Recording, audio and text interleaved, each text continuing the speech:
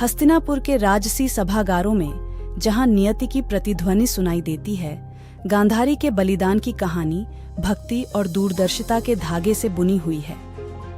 गांधार की राजकुमारी गांधारी को कुरु वंश के बड़े राजकुमार धृतराष्ट्र की पत्नी के रूप में चुना गया था।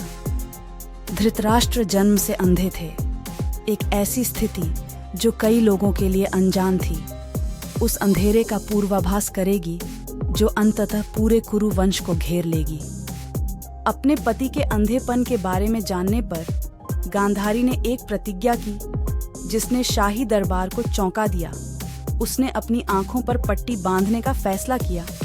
इस प्रकार अपने पति को घेरने वाले अंधेरे की दुनिया में भाग लिया। यह कार्य केवल सहानुभूति का संकेत नहीं था, बल्कि उनकी अटूट प्रतिबद्धता और निष्ठा की गहरी घोषणा थी। गांधारी का अपनी आंखों पर पट्टी बांधने का निर्णय एक व्यक्तिगत बलिदान और एक प्रतीकात्मक कार्य दोनों था, जो आसन्न अंधी महत्वाकांक्षाओं और नैतिक अंधेपन को दर्शाता है जो उनके घर के पतन का कारण बनेगा। महल में गांधारी का जीवन मौन अवलोकन का था। हालांकि उन्होंने शारीरिक रूप से खुद को दृष्टि से वंचित कर लिया था, लेकिन सही और गलत, सत्य और असत्य के बारे में उनकी धारणा स्पष्ट रही।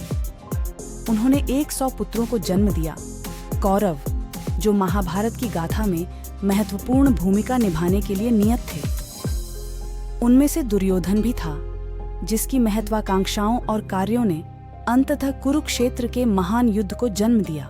जैसे जैसे उनके बेटे बड़े होते गए, वैसे वैसे उनके कार्यों और जिस रास्ते पर वे चल रहे थे, उसके लिए गांधारी की चिंता भी बढ़ती गई।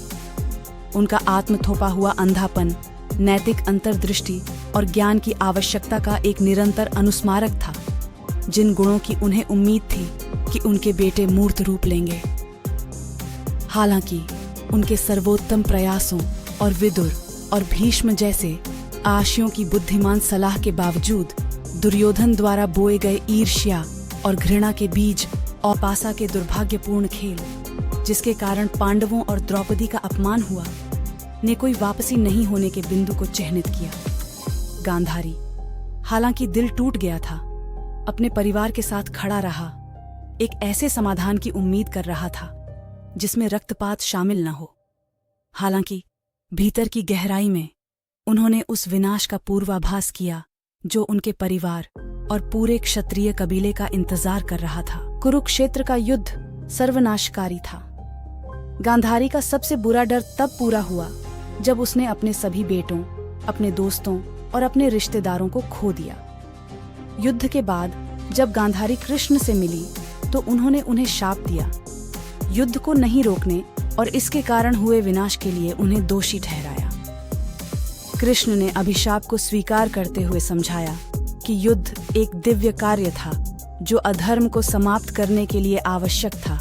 गांधारी का जीवन असाधारण त्याग और दुखद दूरदर्शिता की कहानी है। उसकी आंखों पर पट्टी केवल उसकी आंखों पर कपड़े का एक टुकड़ा नहीं था, बल्कि उसकी आंतरिक दृष्टि का एक गहरा प्रतीक था, जो अनियंत्रित शक्ति और गैर जिम्मेदाराना कार्यों के कारण होने वाले अपरिहार्य विनाश को तत्काल से परे देखता था।